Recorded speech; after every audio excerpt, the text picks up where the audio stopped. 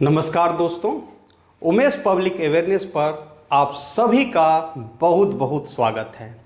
आज जो वीडियो लेकर मैं आपके समक्ष उपस्थित हुआ हूं उसका विषय है दाखिल खारिज आवेदन किस किस आधार पर किस किस कारण से अस्वीकृत होता है। इसके पूर्व मैंने एक वीडियो आपके समक्ष प्रस्तुत किया था जिसका विषय है कि ज़मीन खरीदने के पहले किन किन बातों का ध्यान रखें।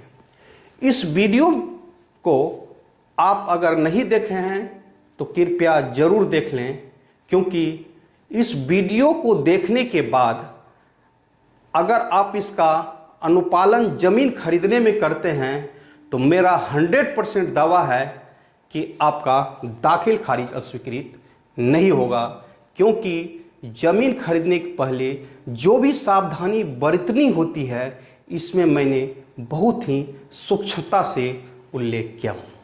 तो आइए आज का वीडियो प्रारंभ करते हैं।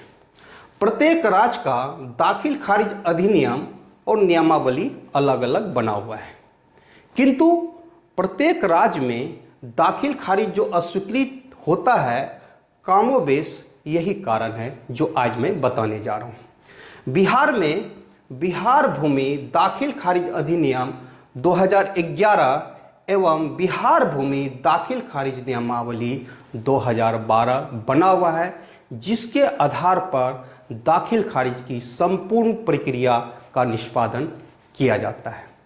इस अधिनियम के धारा 6 में उल्लेखित किया गया है कि किस किस आधार पर दाखिल खारिज के आवेदन को अस्वीकृत किया जाता है। तो आइए एक एक कर हम लोग कारणों को समझते हैं।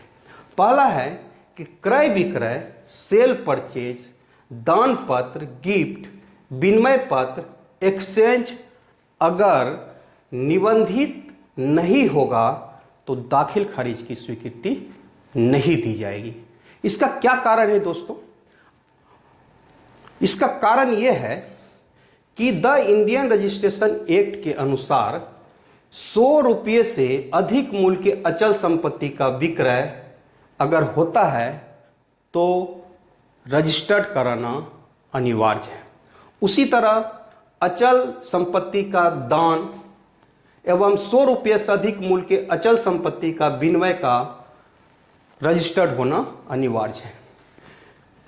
ट्रांसफर ऑफ प्रॉपर्टी एक्ट 1882 के सेक्शन 9 में भी उल्लेखित किया गया है कि अचल संपत्ति का दान एवं 100 रुपये से अधिक मूल्य के अचल संपत्ति का विक्रय या एक्सचेंज के लिए दस्तावेज का निबंधित होना आवश्यक है।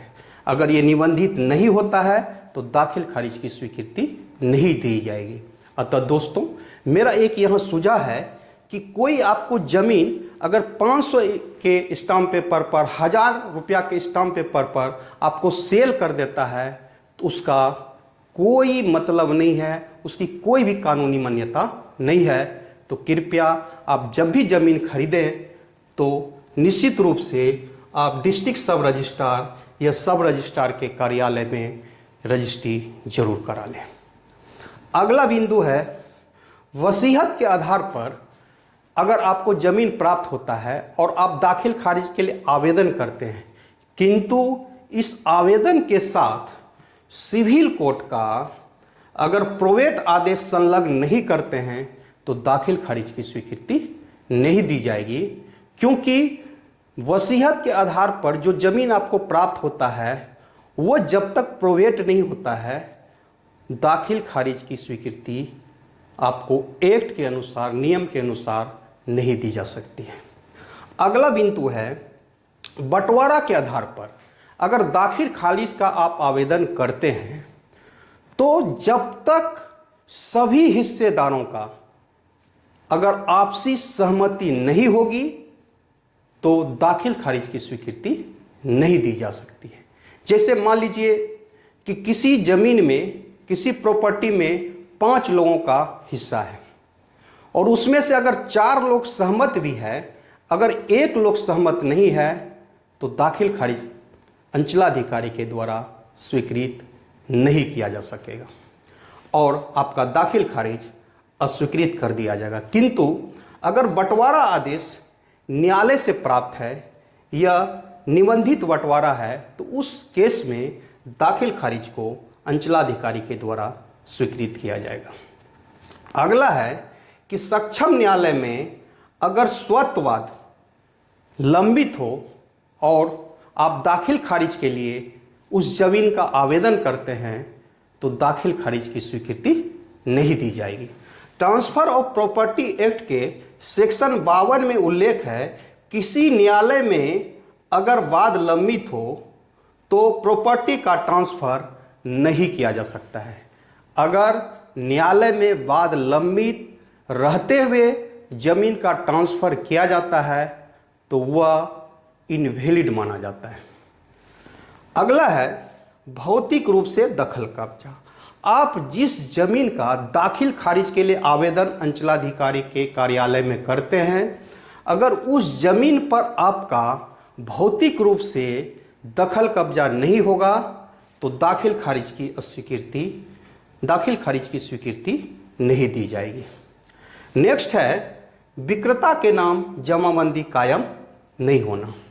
दोस्तों, मैंने पूर्व के वीडियो में बताया था कि दाखिल खारिज क्या है, जिसमें आपको बताया था कि दाखिल खारिज की प्रक्रिया में आप जिससे ज़मीन प्राप्त करते हैं उस ज़मीन के मालिक के नाम से जो जमाबंदी चल रही है उस जमाबंदी से उस ज़मीन का रकबा घटा दिया जाता है, माइनस कर दिया जाता है और आपके नाम से उतना ज़मीन पंजी 2 में दाखिल कर दिया जाता है। अगर आपने जिससे ज़मीन खरीदा है अगर उसकी जमाबंदी कायम ही नहीं हो तो फिर दाखिल खारिज की स्वीकृति नहीं दी जा सकती। दूसरा स्थिति हो सकता है कि आपने जिससे ज़मीन खरीदा है जमाबंदी तो उसकी चल रही है, किंतु आज की तिथि में जमाबंदी में भूमि का रकबा उसका शून्य हो चुका हो। कहने का मतलब हुआ उसने सारी ज़मीन बेच दी हो और ज़मीन का रकबा आज की तिथि में अगर 0 दिखा रहा है तो दाखिल खारिज की स्वीकृति नहीं दी जा सकती। एक और केस हो सकता है कि आपने ऐसे व्यक्ति से ज़मीन खरीदा है और उसके जमाबंदी पंजी में ज़मीन का रकबा कम है, अर्थात आपने जितना ज़मीन खरीदा है जिस व्यक्ति से उस व्यक्ति के जमाबंदी पंजी में रकबा कम है। उदाहरण के लिए आपने मान लीजिए 15 डिसमिल ज़मीन खरीदा और जिस व्यक्ति से आपने ज़मीन खरीदा जमाबंदी पंजी में उस व्यक्ति के नाम से मात्र 10 डिसमिल ही ज़मीन का रकबा बचा है, तो ऐसी परिस्थिति में दाखिल खारिज की स्वीकृति नहीं दी जाएगी। अब आइए अगला बिंदु समझते हैं कि सरकारी ज़मीन जैसे गैर मजुरवा आम ज़मीन, गैर मजुरवा खास ज़मीन, केसरेहीन ज़मीन, सरकार द्वारा अर्जित ज़मीन आदि का आपके द्वारा अगर खरीदारी की जाती है, परचेज किया जाता है, तो ऐसे ज़मीन की दाखिल खारिज की स्वीकृति नहीं दी जाएगी, क्योंकि आपने जिससे ज़मीन खरीदा इस ज़मीन को बेचने का अधिकार उसको था ही नहीं। अब अगला बिंदु है कि सरकार भूमिहीनों के लिए 2 पर्पज से ज़मीन बंदोबस्त करती है, एक कृषि कार्य हेतु, दूसरा आवासीय कार्य हेतु। अगर किसी को सरकार के द्वारा ज़मीन की बंदोबस्ती की जाती है और उसको बंदोबस्ती पर्चा दिया जाता है, अगर बंदोबस्ती पर्चा धारक के द्वारा ज़मीन की बिक्री कर दी जाती है तो यह बिक्री अवैध है, क्योंकि बंदोबस्ती किए हुए ज़मीन को बेचने का अधिकार किसी बंदोबस्तधारी को नहीं है। और इस आधार पर कोई ज़मीन बेच देता है और आप उस ज़मीन को खरीद लेते हैं और जब आवेदन आप करेंगे तो दाखिल खारिज को अस्वीकृत कर दिया जाएगा। नेक्स्ट है कि आपने दाखिल खारिज के लिए आवेदन किया किंतु पहले दाखिल खारिज हो चुका है। इसका क्या मतलब है? इसका मतलब है कि जिस व्यक्ति से आपने ज़मीन खरीदा है उस व्यक्ति ने पहले ही किसी व्यक्ति को ज़मीन बेच चुका है और उस व्यक्ति ने उस ज़मीन का दाखिल खारिज करा चुके हैं। तो इसका मतलब है कि आपने जो अब ज़मीन खरीदा वो आपके साथ छल कपट किया गया है, उस व्यक्ति ने दोबारा उस ज़मीन को आपको बेच दिया है। तो ऐसी परिस्थिति में दाखिल खारिज की स्वीकृति नहीं दी जाएगी। नेक्स्ट है वंशावली उपलब्ध नहीं कराना।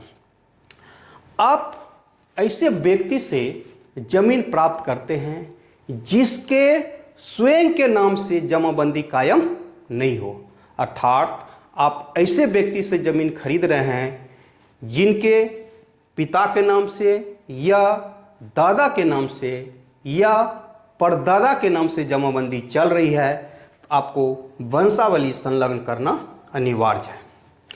और इसी वंशावली के आधार पर अंचलाधिकारी द्वारा एक खास नोटिस निर्गत किया जाता है और उस जमीन में जो भी हिस्सेदार है, अगर किसी के द्वारा आपत्ति दर्ज की जाती है और अंचलाधिकारी के द्वारा अगर पाया जाता है कि आपत्ति वैध है, वैलिड है, तो दाखिल खारिज आपका अस्वीकृत कर दिया जाता है। मैंने एक वीडियो बनाया था पैतृक संपत्ति के बारे में, जिसमें मैंने विस्तृत रूप से बताया था कि पैतृक संपत्ति को किस परिस्थिति में बेचा जा सकता है। उसमें मैंने आपको बताया था कि पैतृक संपत्ति को तभी बेचा जा सकता है जब पहले उसका बंटवारा हो चुका हो या उस पैतृक संपत्ति में जितने भी हिस्सेदार हो सभी का सहमति प्राप्त हो। अगला है कि बेलगान जमीन। दोस्तों, अभी भी बहुत से ऐसे जमीन है जिसका लगान ही फिक्स नहीं हुआ है, अर्थात कितना लगान लेना है ये फिक्सेशन हुआ ही नहीं है।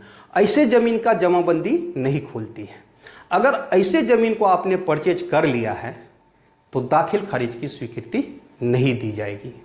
इसके लिए आपको क्या करना पड़ेगा, बेलगान ज़मीन का पहले भूमि सुधार उपसमहर्ता के न्यायालय से आपको लगान का फिक्सेशन कराना पड़ेगा। उसके बाद ही आपको दाखिल खारिज के लिए आवेदन करना होगा। बेलगान ज़मीन का कैसे लगान फिक्सेशन होता है, इस संदर्भ में एक अलग से वीडियो आपके समक्ष में प्रस्तुत करूंगा। अब लास्ट पॉइंट है कि जैसे ही आप दाखिल खारिज के लिए आवेदन करते हैं तो अंचलाधिकारी द्वारा दो प्रकार का नोटिस जारी किया जाता है, एक आम सूचना, एक खास सूचना।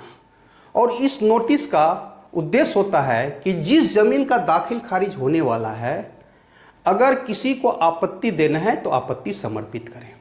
अगर नोटिस के बाद अंचलाधिकारी को आपत्ति प्राप्त होता है तो अंचलाधिकारी प्राप्त आपत्ति के आलोक में सुनवाई करते हैं और सुनवाई में अगर पाते हैं कि जो आपत्ति दर्ज किया गया है वह वैध है, वैलिड है, तो ऐसे दाखिल खारिज आवेदन को अस्वीकृत कर दिया जाता है।